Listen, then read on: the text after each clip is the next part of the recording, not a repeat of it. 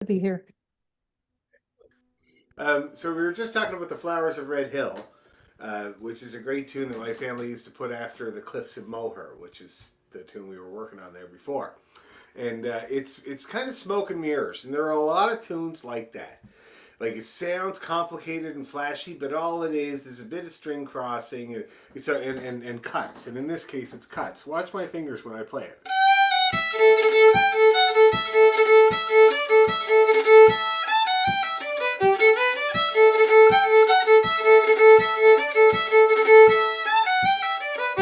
See that? That's not that hard. And then the second part.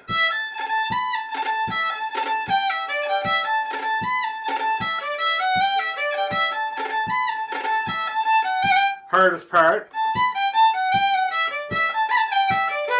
And then you're back doing it again. So it's not actually that hard. It's kind of like a shape of the hand for the A part and a little slightly different shape of the hand for the B part, and lots of the cutty action. We'll have to learn it at some point, but it's really cool to go from a jig to a reel, and it's a very dramatic change. And in fact, you can only most bands can only kind of have that in their bag, one of those in their bag. You know what I mean? Because you can't really do it twice. But I'll show you what it sounds like. So with the Cliffs of Moher, so.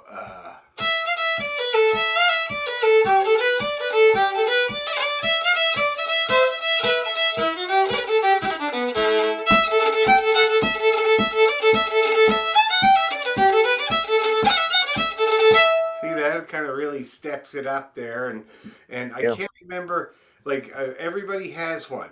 So Bothy Band had one, Jake Reel. I can't remember what the tunes are now. D. Dannon had one.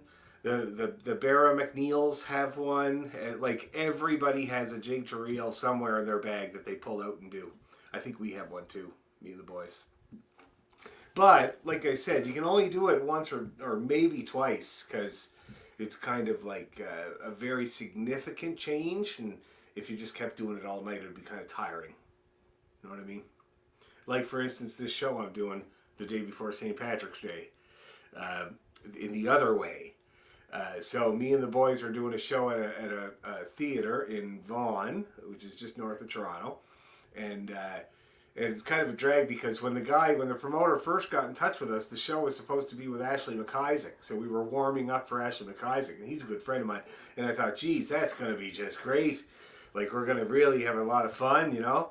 And then after I said yes to the gig, he emails and said we couldn't get Ashley, so we're going with Eleanor McCain. Now, you guys might not know who that is, but you know McCain French fries, Cavendish French fries. So she is the heiress to that fortune. She's worth billions, and she's a singer. And it's kind of a project that she put out a couple of records, and she did one with my brother where she went right across the country with doing a song in each province with the main orchestra of that province, which is kind of cool. And my brother Marty conducted all the orchestras, but so she wanted me to join her on her part of the show since the connection with my brother and stuff like that. So I went to the rehearsal today. First of all, the house, it looks like a shopping mall. It is gigantic, and there could have been a shopping mall in it. And then there's this another additional house next to it that I'm pretty sure her personal trainer lives in, because she was in there sitting on the exercise ball doing her emails in a robe.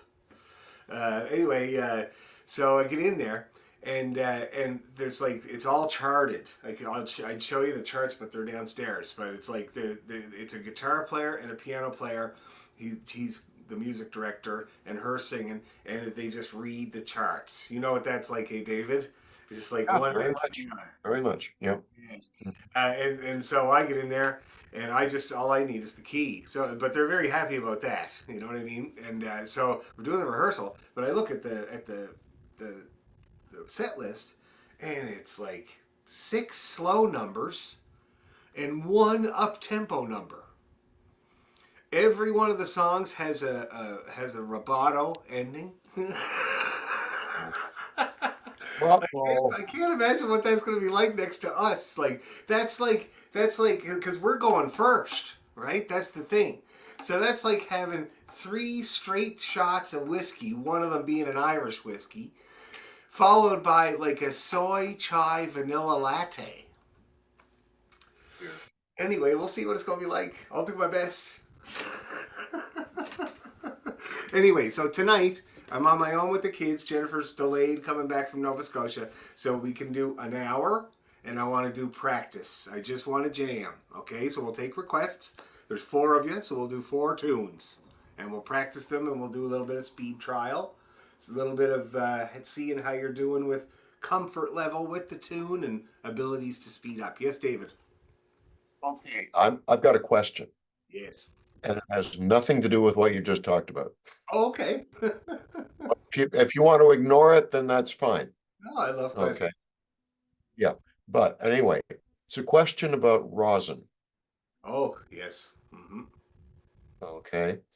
Now, I never know, and I've been playing since 2005. I never know if I'm using not enough, too much. I never know if the bow is picking up the rosin, Yep. uh, how frequently to use the rosin, all that basic stuff. I never learned it because I taught myself, so I Hey, never let me learned that tell you, stuff. it's such a good question. It's one I've had many times, and I've kind of done a deep dive on it as well because I am a little bit nerdy in that way, and I'll start watching YouTube videos and reading articles about rosin, about the molecular makeup of it, and all that kind of stuff. So, first of all, rosin is dried tree sap mixed with linseed oil or other stuff. Everybody has their own secret formula. Some of them are better than others. I'm using an incredible rosin right now called Baker's rosin. You have to be on the. You've heard of it? It's you got to be on the wait No, list. I've not heard of it. No. Oh, really? It's from Okay. California. It's a new thing, and the violinists that I know, they're all gone nuts for it. It was a surprise to me, but my friend Brian Tahany in my band, he managed to get on the wait list a while ago, and he managed to get two cakes of this rosin, so he gave me one, and I got to say, I absolutely love it. So it's peg. What's good about it? Okay, I'll tell you. What's It's good about it? Paganini's recipe, first of all. So the recipe for rosin used by Paganini.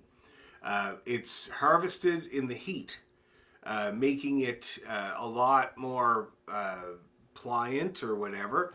And it just seems to be what I call it is just the right amount of gravel between you and the road. It is just like I just love it. Except that I find I'm using a lot of it. I'll show you what it looks like. They have a light and a dark.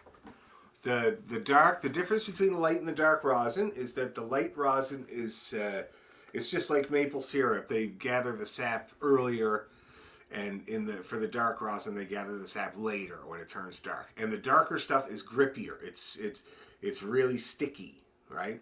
And if you ever notice a cello rosin or a bass rosin, it's always very dark, always. Whereas the violin and viola starts to get on the lighter side. Okay, and that's just all about stickiness and grabbiness. This is what I use, Baker's rosin. Now you can see it's very light. You can see right through it pretty well. See that? Now if I compare that with what my dad always used, see if I have it around here somewhere. So this is what I used to use before I started using Baker's. This is called Melante de Roux. It's a very common rosin used by a lot of people. I love it. I still sometimes put it on there. It's an old company. Apparently it's from like the 1800s. And this is what it looks like. I pulled my paper off of mine, but so it's darker. You see that? So it's not see-through, but it is. If you were in the room and you held it up to the light, you would be able to see a small bit of light through it. Now, what I love about this is that what my dad always used was Hydersign, which is a very good rosin. It's English. Orchestra, That's what I've got. Yeah, yep, that's what I've got. Orchestra Deluxe, and it used to be a little red box. He used the same cake his whole life. A little red box, and it was green cloth that wrapped up the rosin, and it's very dark. Now he used the cheapest steel strings you can buy because he was real cheap, and they're hard to get moving. So I think that's why he liked the real dark, sticky rosin. Not my prefer. I like the Baker's. Sometimes I put a bit of this on because I find I'm constantly using that Baker's rosin. And today I had to use some, in fact. Now, so that's what kinds of rosin there are. Most people use something called Salchow. Salchow. It's from New York. It's a very common rosin. I find it to be excellent as well. For most people, it's kind of right down the middle between dark and light. So really sticky and not so sticky. Kind of like the Melant de Roux. That's kind of down the middle. For most people, that's what you want. Okay? Now, if you have rosin that came with your fiddle, it's garbage. Throw it away. Make glue out of it or something. I don't know. But because it's dried out. And that's the big major cause of problems with rosin is drying out. If it dries out, it doesn't work anymore. The molecules change, they fall apart, and it doesn't become sticky. It becomes way more like that residue that's on the roads right after they first salt the roads. And you know how it's slipperier than the ice that's underneath of it. So that's and also it has crystals in it that will catch the string and give you little whistles and stuff like that. So the dried out rosin is crap, and if it came with your fiddle in the little rectangle box, just chuck it. It's no good.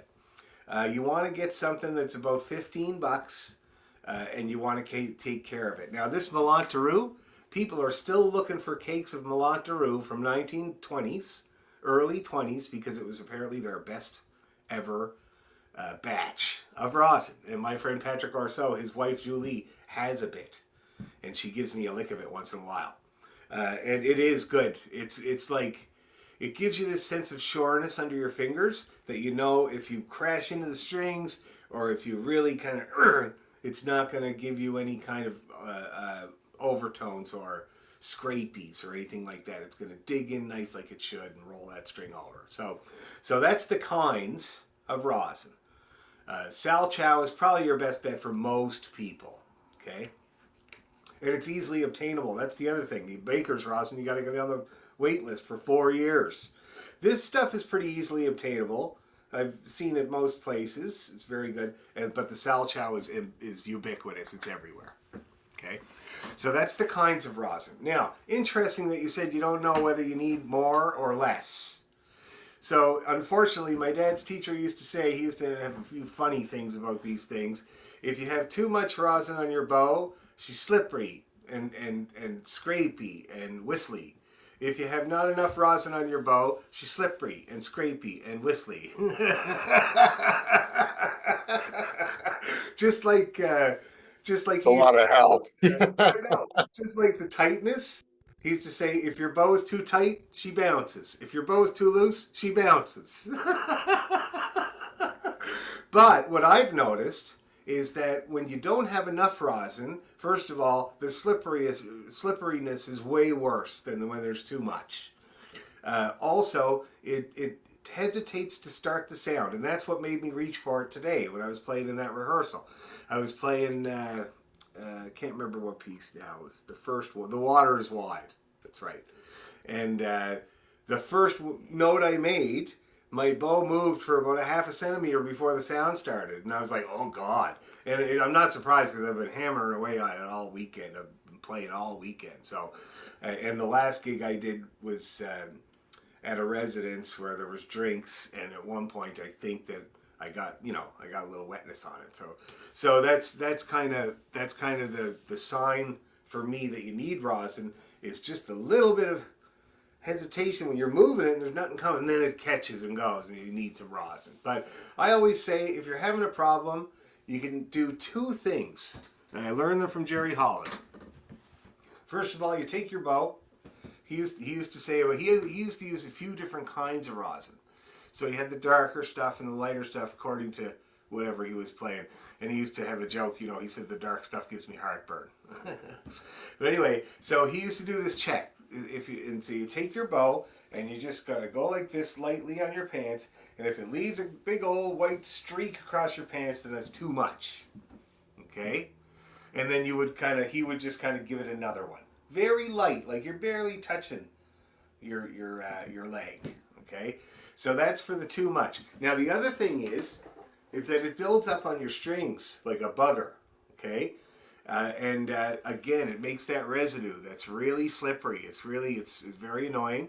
So most violinists that I know, what I call legit violinists, they have a nice cloth in their case, and they rub the residue off their strings every time they're finished playing. Okay, so it's a put away kind of routine. But Jerry told me he just does this once in a while. And also, like I had to do that earlier. I was teaching Elaine, and I had to wipe off my strings. So that can be kind of a big problem sometimes, especially if you're not aware of it. Okay. Yes. When I clean the strings off, generally I use alcohol. Is that Well, that would be a extreme approach. I would actually hesitate to do that too much because it might make your strings kind of die before their time. yeah? Yeah. Okay. But you can, and I have. So I was on tour once, and I couldn't find the night because my strings are Il Cano, and they're about 120 bucks a set, and sometimes you can't get them. And it was an A string, and it was refusing. It was so gummed up, it was just refusing. And I used alcohol, and geez, it worked. It worked well. But it's kind of a last ditch thing that you do. Okay. Yeah. All right. Now, too much rosin, it grabs. The biggest thing is if you want to do the extreme, it grabs right away. So it's grabbing the string. So you feel like the bow has got the string, and you kind of and you get going. So those are the two very subtle signs. When you don't have enough, there's a little failure to make a sound for about that much, and you got to be sharp to notice that, you know. And then if not enough, if it's too much, it's gonna grab. Okay, and then it might slide after that because of the residue. But at first, it kind of has this grabby thing. Okay, is that it? Okay. Is that good? That So helps. routine, Yes, that helps a great deal. Yeah. good. And Thank if you. you're not sure, my routine is to just kind of give a little wipe on my bow, wipe off my strings, and put a couple of licks of rosin on. Now the other thing is, let me show you me rosining my bow because a lot of people. It's funny when I'm teaching on Zoom, and people are talking to me while they're rosining their bow. And at some point or other, I always have to say, I think that's enough. Just doing it. And you got to be careful because, like I said, too much can be just as problematic as not enough. It's actually more often. So this is me rosining my bow.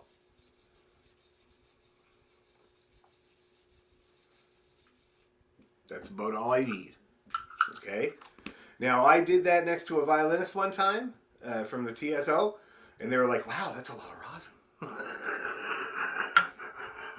But I'm a fiddle player, so we have to use more. There's no question about it. We turn around more, all that kind of stuff. So anyway, so that's about it. That's all I need. If I did more than that, it'd start to get dangerous. Very good question. Now, let's see. David had the floor first, so let's go to Susan to pick a tune to practice. Now, I know you can't play.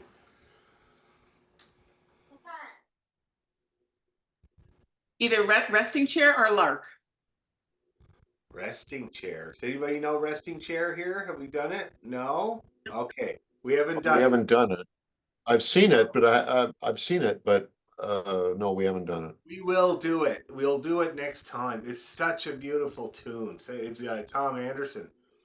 I was playing Dislocket Light today with somebody, actually. Another beautiful Tom Anderson tune. Very similar. But anyway, we'll take a look at that next time. But let's do Lark in the Morning. It's recovery music. Oh, you are going to play. Great.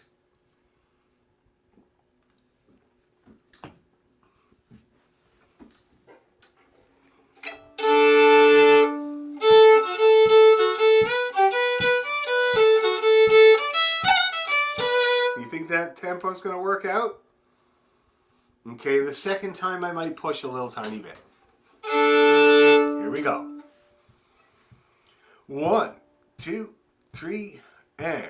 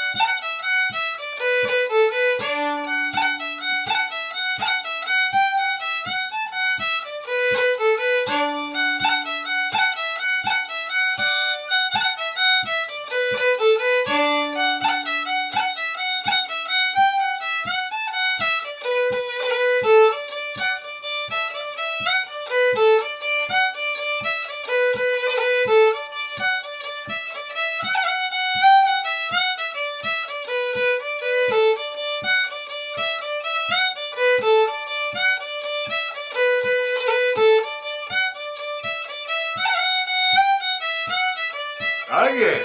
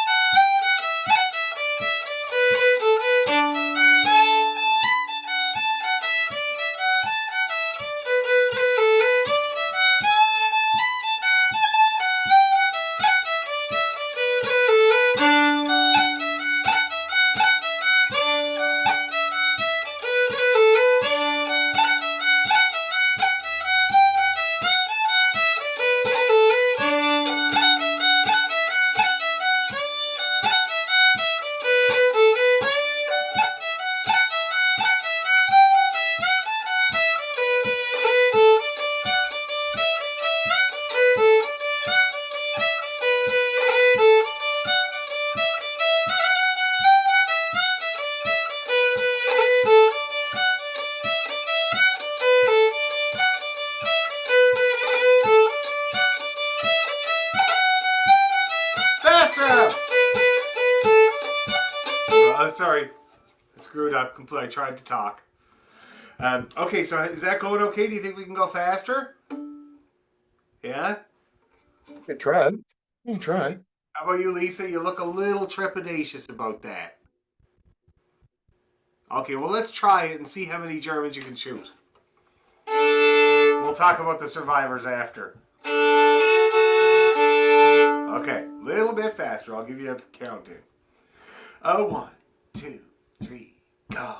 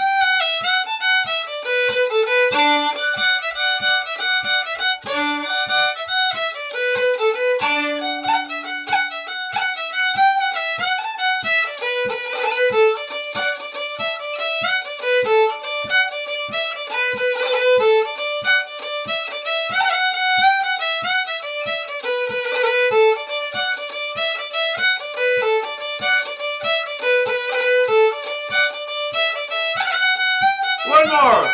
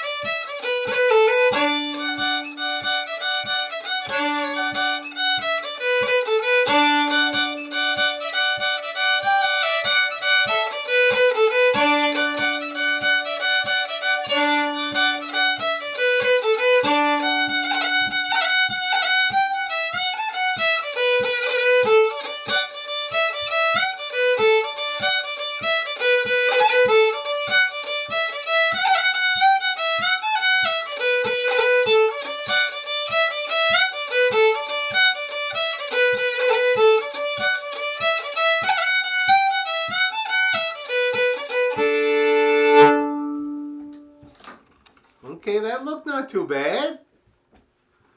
It's pretty good. How's everybody's experience? Anybody have thoughts or feelings they want to relate? No? It's good? When I was playing it, I was trying to think. I got this project in my head. I have a brain project where I try to think of really miniature movies for every title of a tune. You know, some of them could be like hilarious, like 40-second movies.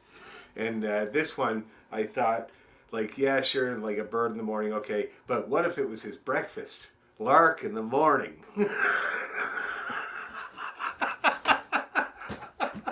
That would be a surprising one, you know. Everybody will expect a bird, but it's his breakfast. Anyway, Okay. do you want to do that anymore, or do you want to leave that one there and we'll move on to the next one? I don't mind doing it more. Well, there's a lot of other tunes to do. Okay, let's move on. Okay, how about you, David? You got an idea? I've been working on way too much. Um, I've been doing extra stuff too. I've been doing, well, you told us last week to do Cliffs of Moher and John Brennan's, Yep. just to practice the difference between jigs and reels. I've Yep. been, I've been going on to that. I've been fooling around with Star of Munster, Great tune. fooling around with Mason's Apron, Really great tune. uh, you know, Miss Lyle's Reel, Tell me something. With the Mason's Apron, uh, yeah, uh, are you just doing the straight up two-parted version there? yeah, yeah, That's good. That's a really good place to start. There's some great variations on it that are such good practice. I actually had selected, well, not selected, but volunteer members of my orchestra. We did a Sean McGuire Club uh, one yeah, season. you mentioned that last week, yeah. Yeah, the Mhm. COVID projects, but very good practice. But let's pick one of those. I was going to say, what about the Star of Munster? Why don't we give that a go? It's a great tune. Okay, all right, One you play too, Lisa? You know that one? Good. Okay, yeah. Very common one, but it's a good. And this is a great one for the longbow style there, David. yeah, that's right. Okay? Yeah, well, that's what I've been doing with it, is the longbow style. Okay. Plus, later on in the B part, I've been going into sort of a 3+3+2 Yep. kind of thing, Yep. doing it that way. Yeah, because the Just, B part is a little bit different for sure. yeah, There's a lot of different ways you can do it. And it's actually well known as a hard B part to keep the energy up because it keeps going higher and higher. And for most people, that means that your bow gets shorter and shorter. Okay? Because you're worried, you're nervous about those high notes. You're kind of like, "Ugh," and your bow puts on the brakes. So I find it's kind of good to just, go hell bent for leather. It's only one B, no big deal. yeah, yeah. That type of thing. Okay, so we can practice all that. Excellent. So let's start not too fast, and we'll start ramping her up. I'm going to mute you there, David. There. Okay. So let's see.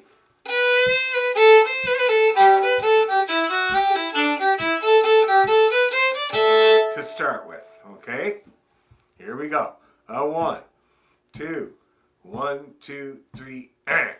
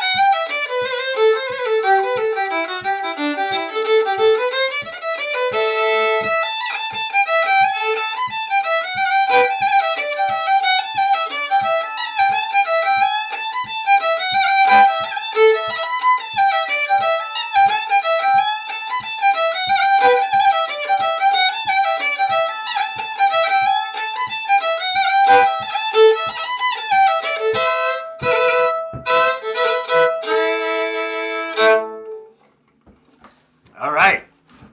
How was everybody's Stars of Munster? How about you, David? Start with you.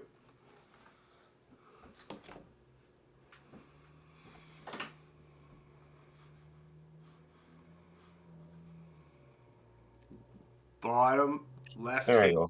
There I am. Okay. It's okay as long as it was fairly slow because I haven't really got it up to much of a speed yet. Okay. Yeah. I've got it like da da da da da da da da da da da da da da da da da. I've got it about that speed. Okay. So when it goes faster, you just missing Germans. Yeah, when it's faster, I just kind of listen. Shake the ball a bit, look like I'm doing something, you know. Yeah. Okay. Well, I mean, that was like a little bit of a push. So you found that probably the first two times were okay, but then it started to get too fast. Yeah, Okay, that's fine. yeah, you That's kind of left me in your dust then, you know. yeah. All right. That's all right. How about you, Lisa? How was your experience? I was not playing the backbeat type rhythm. Okay.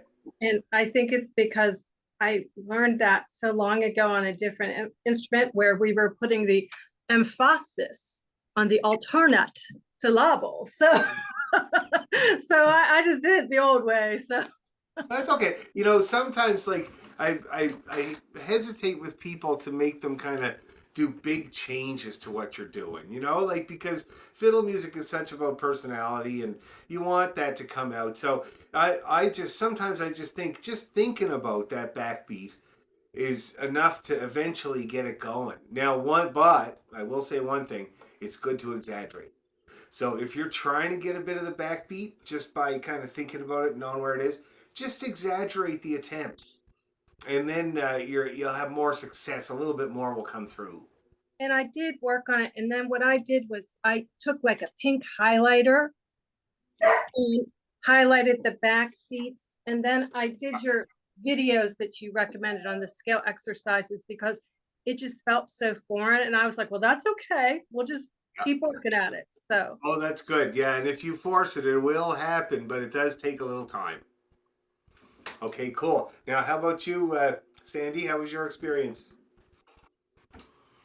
I just needed to get the notes under my fingers a little bit more, so I'm in David's camp.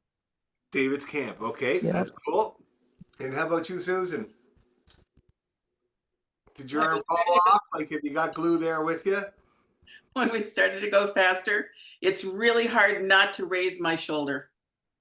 It's a bad habit that I got into before. Yes, that's a very common bad habit. And it's funny because it's one of these things, one of these false instincts I find. The instinct, I remember there's so many of them with drums, you wouldn't believe it. False instincts, you know, you feel like you should be doing something, but you shouldn't. And with this, with the elbow, when you're going fast, you feel like it's going to help to go. You feel like it's going to make you the devil went down to Georgia or something, you know, to be hanging above, to put the weight of your arm. But my God, it is a really bad habit because as soon as your elbow gets past the bow, now not only have you got the bow and the metal in your hand to deal with, now you got the weight of your arm. Not the elbow, the shoulder. Oh, the shoulder, raising the shoulder. Yeah, apparently it's apparently something I've been doing for a long time and I didn't realize it. Oh, okay, yeah. Now, some people have good luck, like with something, having something there, so that if you do raise the shoulder, like it'll like maybe a taser or something like that. Mild electrical shock. No, listen, these things are so hard to control, eh? I have the other problems with my left shoulder. It goes up. It's just like, you know, it's, for me, it's when I get tired. So I always talk about the third hour of the dance. That's when I start to feel this whole thing going like this. And it's just, the only thing I can do is try to breathe. And that is kind of the thing that actually breaks the cycle is to exhale at the next down bow and it kind of drops. And I'm good for another 50,000 eighth notes. You know what I mean? Anyway, okay, let's try it again at that slower speed.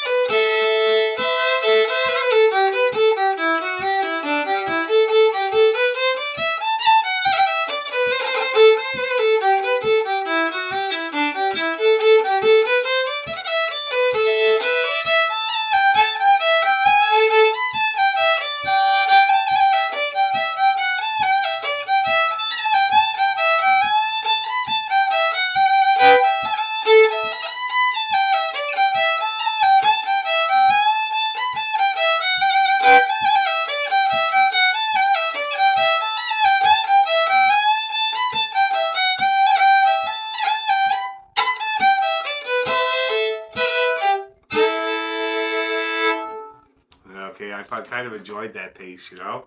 It was like reggae Star of Munster.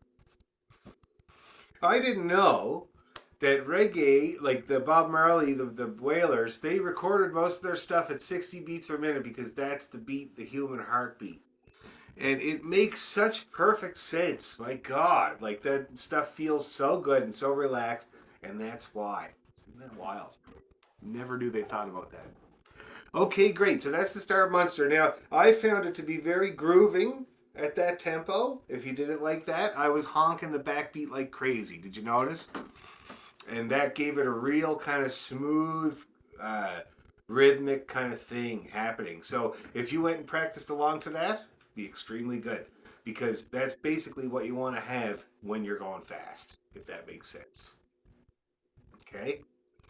And listen to Martin Hayes.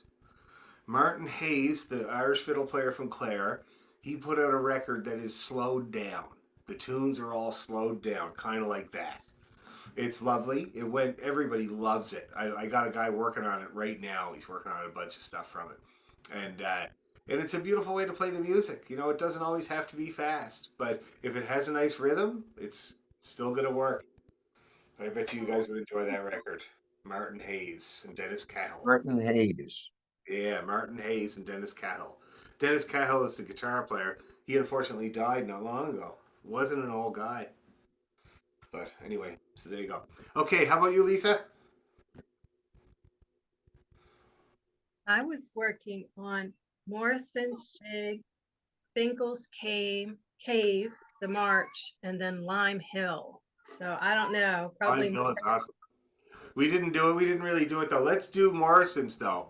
Morrison's. We have done Morrison's, yeah. I was doing Morrison's like at about 95. So if that's too fast, I'll tell you what. So this is 95. I'll just show you what that sounds like. Which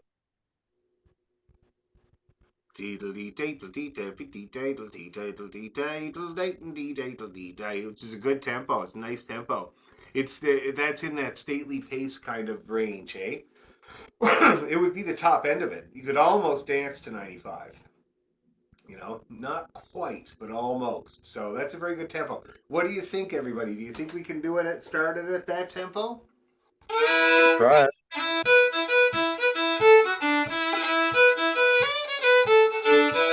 I kind of think it's doable. Let's give it a try. 1, 2, 3, go.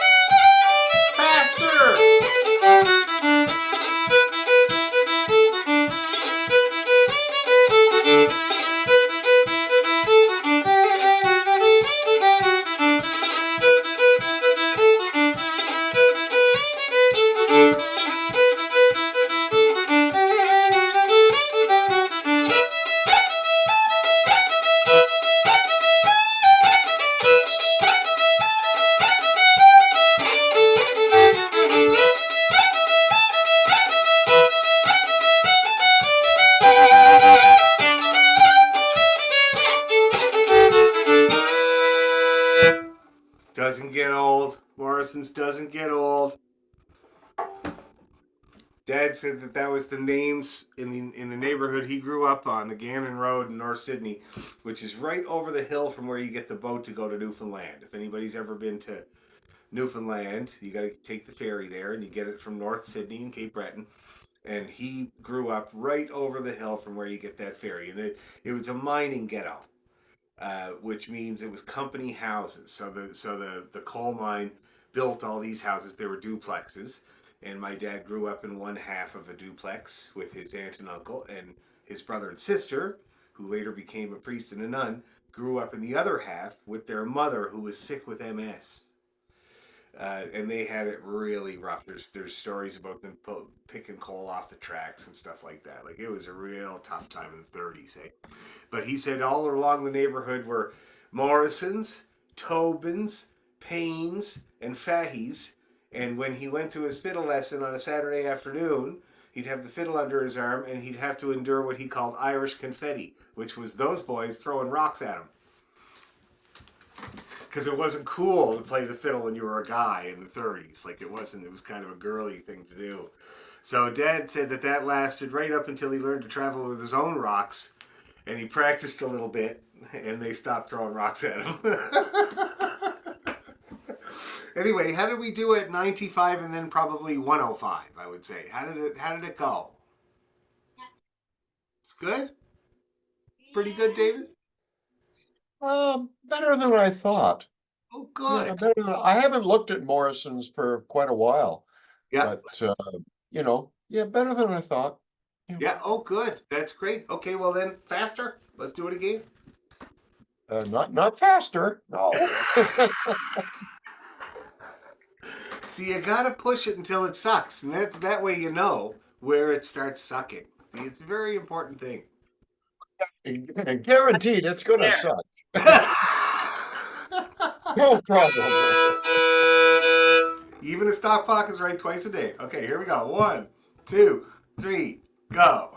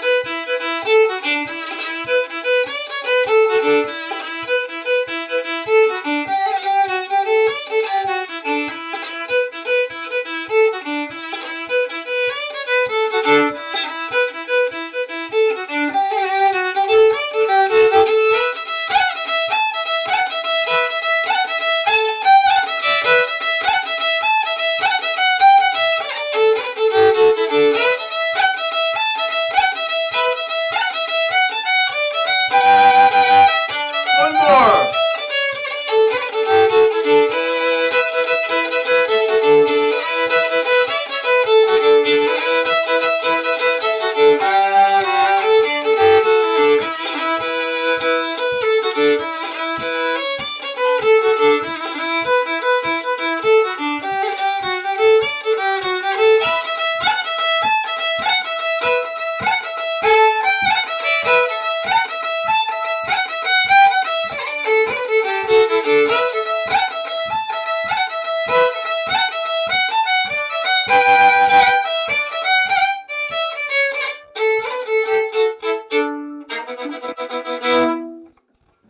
Now, everybody looked like they were just happily jigging along there without a care in the world.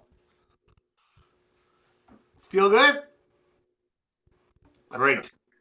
Well, they should have given me the Oscar last night then, because I was having a bit of trouble that last time. Nice one. So that was a little bit faster, that last one. So just for your records, though, for that tempo, we were doing, I think it's about 100. So, yeah, it's 100. That was 100. That last go was 100. Okay? So when you're practicing, make sure it's not at 100. Make sure it's at like 90 or whatever, and then have a go at 100 at some point. Okay, and then we'll try to get that up. Now, how about you, Sandy? What's your request? How about Banish Misfortune? Oh, you got it. Why wouldn't you? Great. The whore in the nettles roaring.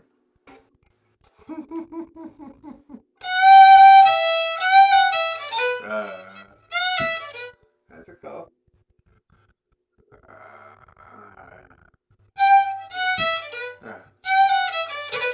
What? How does it go again?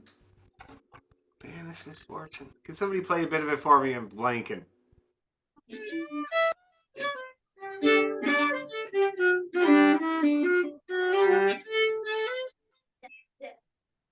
Nice bowing. I can see that you're starting to adjust your touch a little bit. Are you having some luck with that?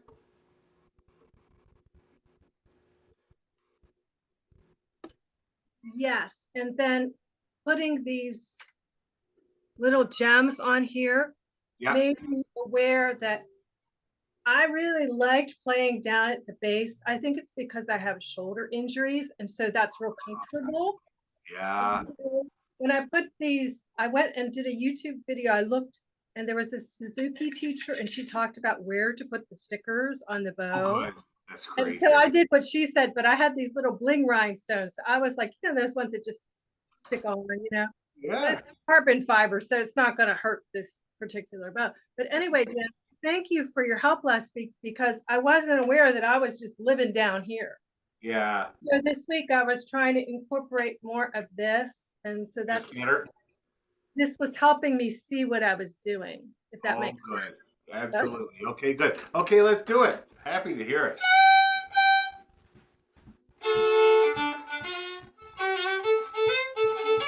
Okay. 1, 2, 3.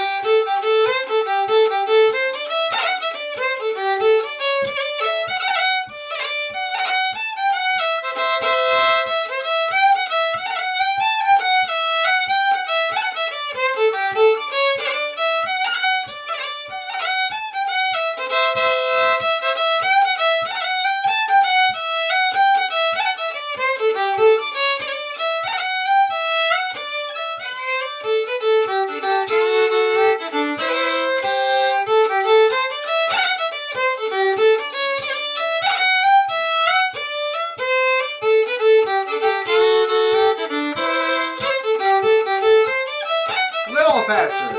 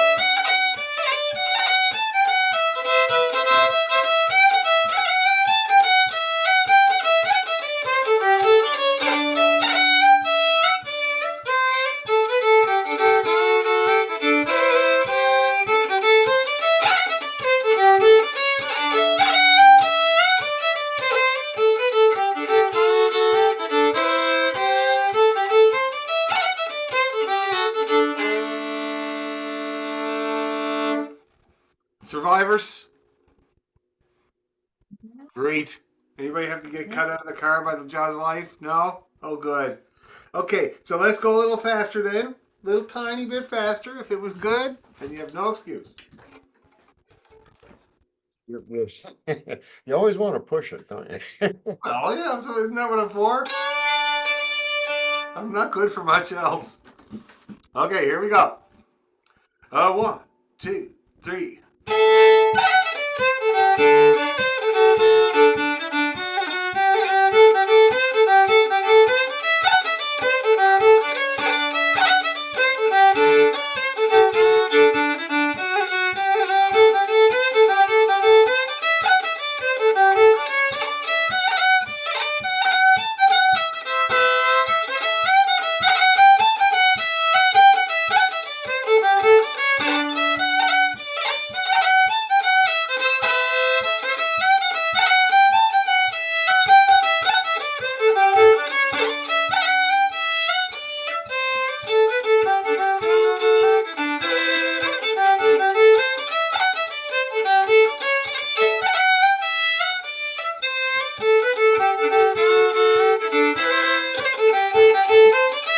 One more.